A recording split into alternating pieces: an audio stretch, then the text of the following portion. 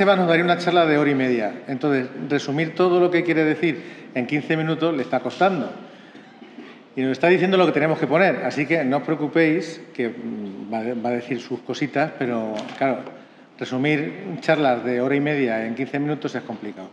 Así que no os preocupéis, que Sebas es capaz de hacer eso y más después de ¿cuántos? Un montón de documentales, de expediciones, de viajes. Los que estamos aquí tenemos cierta edad, nos acordamos de las aventuras de Al filo de lo imposible que nos marcaron nuestra vida y que muchos de nosotros hemos hecho expediciones gracias a los documentales de Sebas. Hemos conocido a Shackleton, a los grandes exploradores que hemos metido en el libro. En muchos de sus programas los protagonistas eran Shackleton, era Amundsen, era Scott, y gracias a eso también nos ha inspirado a nosotros para hacer el libro que hemos hecho. Así que gracias a Sebas, muchas generaciones de estas edades ya maduritas que tenemos hemos crecido con grandes comunicadores, como el caso de Sebastián Álvaro, como el caso de Miguel de la Cuadra Salcedo, como el caso de Félix Rodríguez de la Fuente, que desgraciadamente esos han pasado a la historia y ahora tenemos Instagramer y ese tipo de cosas, que hay gente buena como en todos lados, pero lógicamente el estilo de documental, el estilo de cómo contar la historia, su programa fue mítico y creo que gracias a la posibilidad de solamente ser una cadena en España o dos cadenas, nos hizo ser un poco mejor. Así que, Sebas, si te atreves, pues adelante. Un aplauso para Sebastián.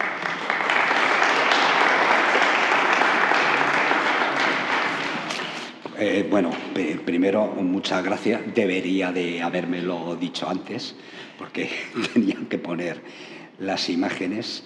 En realidad venía a hablar de mis montañas, pero voy a hablar de la exploración, en definitiva. Y explorar y hacer montaña, en mi opinión, es lo mismo.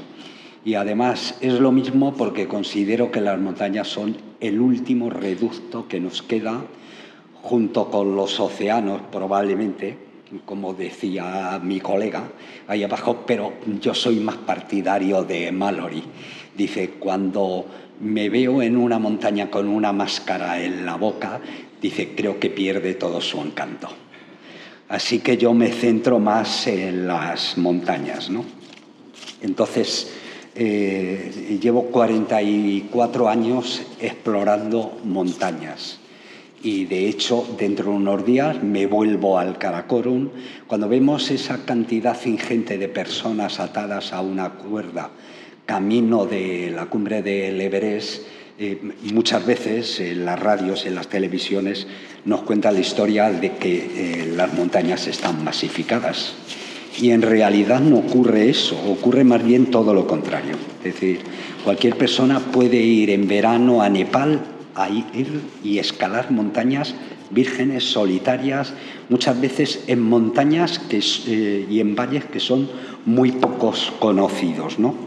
Y entonces, en una rápida avanzada en estos 44 años, he hecho aproximadamente 270 expediciones, aproximadamente. Dentro de unos días me voy a una zona del Karakorum donde vamos a hacer cartografía, como se hacía en el siglo XVI, pero con herramientas más o menos modernas. Quiero decir, todavía hoy hay espacio para la exploración. Y la exploración, en definitiva, además, como dijo, seguro que alguien lo ha dicho esta mañana, pero por si acaso lo digo yo, como escribió Cherry Garrard en un libro imprescindible para todos aquellos que amamos la exploración, El peor viaje del mundo. A todos nos gustaría tener realmente el peor viaje del mundo, porque quiere decir aquel en el que hemos vivido con mayor incertidumbre y mayor aventura. Y la exploración es la unión de esas dos cosas. Pero es el impulso, es el impulso indómito que late en el corazón del hombre, como decía Josh Mallory, y la pasión, la exploración es la expresión física de una pasión intelectual. Así que lo que nos hace lanzarnos a explorar, a descubrir lo desconocido, lo han dicho aquí varias veces, es en realidad un impulso interior. En realidad probablemente no todo el mundo en la Tierra tenga por qué explorar. Y de hecho, si lo hiciéramos así, hoy parece que está estudiado, que es un gen, el DRD47R, que se utilizó, por cierto, para vender un tipo de coche, hoy en día muy aventurero. En realidad, todas las especies tienen dentro de sí algún grupo de especímenes exploradores que se salen del camino, incluso las aves migratorias, ¿no? Bueno, mi madre desde pequeño, yo me escapé de casa con 6 años. Y entonces mi madre descubrió que al menos tenía un hijo explorador. Para su fortuna, como ella decía, he tenido 3 hijos normales y otro que eras tú, me decía frecuentemente, ¿no? Entonces vengo a contaros el por qué escalar montañas, ¿no? Las montañas no solamente son la rugosidad de la tierra, no es solamente aquellos adminículos montañosos que nos sobrepasan con mucho, ¿no? Las montañas es el último lugar que nos queda en la tierra. Vengo a hacer una llamada más que a contaros una historia, que es la necesidad de conservarlas. Son los últimos reductos, son los últimos espacios sanadores que tenemos en la tierra. Bueno, aparte que esta montaña, por ejemplo, que muy poca gente conoce, que estamos haciendo un proyecto desde hace 25 años de cooperación en Pakistán. Cuando el capitán Montgomery en el siglo XIX pone su teodolito y se pone a medir las montañas del Karakorum, y con poca imaginación, para no equivocarse, pone la K del macizo de Karakorum y luego un número, el K1, el K2. Bueno, el K2 es la más conocida, pero esta montaña, que es la montaña de mi aldea, es el K1, que en realidad es el Maserbrum. ¿Por qué? Porque había nativos en la zona y era el lugar al que iban a cazar. Masa es caza, Brun es montaña, es la montaña donde iban a cazar los lugareños de José, que tiene 7.821 metros. Escalar montañas es probablemente una de las consecuencias más importantes que tuvo el romanticismo. El romanticismo no solamente nos descubre nuestro interior, sino que nos descubre el exterior. El romanticismo hace que empecemos a mirar los paisajes que nos rodean de otra forma y lugares que son terribles, oscuros, misteriosos. ¿Qué me queda? Como Dios, meterme ya los 10 últimos, coño. Espera. Ah, vale. Esperar un momento. Está todo improvisado.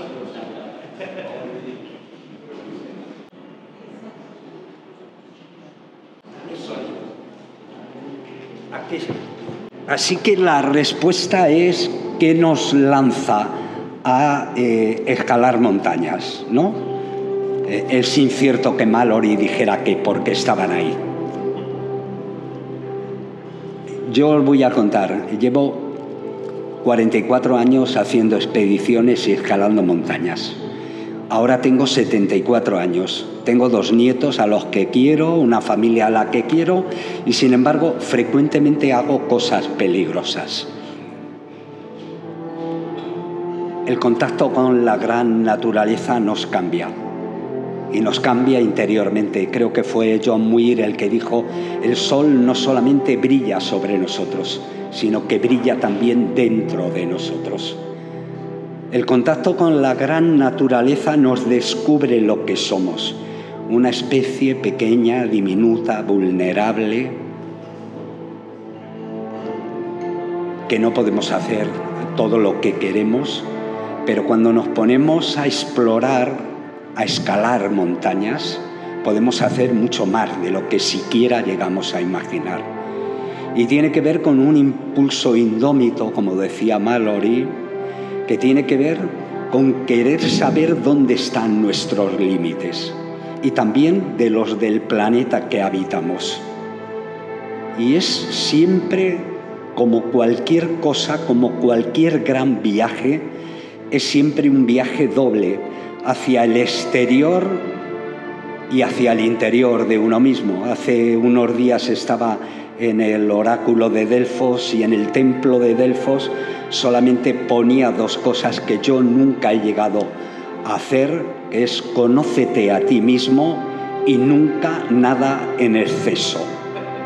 Y mi madre decía que era un desmesurado.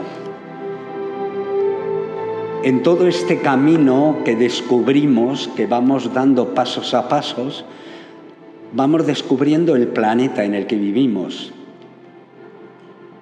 Por cierto, no hay mandato bíblico que nos diga que los desiertos... Sube un poquito esa musiquita. Que los desiertos, las montañas, los océanos nos pertenezcan. En realidad, más bien dependemos nosotros de ellos. Por eso nunca quise conquistar montañas ni desiertos. En realidad fui conquistado por ellas. Y siempre es un camino de ida y vuelta, como la propia vida, ¿no? Dijo Stephen Hawking que somos solamente una especie de monos, una raza de monos avanzada, pero que queremos descubrir el universo, comprenderlo, y eso nos hace muy especiales. Y luego Desmond Morris dijo que somos simplemente unos monos desnudos, que lloramos abundantemente. Y eso tiene que ver precisamente con la pasión, con la emoción, con todo aquello que nos hace diferentes. Y tiene también que ver con el impulso básico, y que probablemente sean las mejores demostraciones de la inteligencia, que son la curiosidad y la imaginación. Lo que nos hace específicamente humanos es nuestra capacidad de hacernos preguntas, aunque muchas veces no descubramos las respuestas. Y es un camino de ida y vuelta, porque cuando era joven y era mucho más fuerte, pero era imprudente, temerario, yo creí que era audaz. Yo perdí en 30 años 33 amigos cercanos. Quiero decir que yo, que tengo humildad para comprender y mirar atrás, lo único que tuve es mejor fortuna. Así que cuando era joven las montañas me parecían pequeñas, y por eso quisimos ir a las más grandes, y ahora ya una montaña de 6.000 metros se me hace otra vez gigante. Así que todo este camino de ida y vuelta que ahora quiero compartir con vosotros, porque somos de una tribu especial.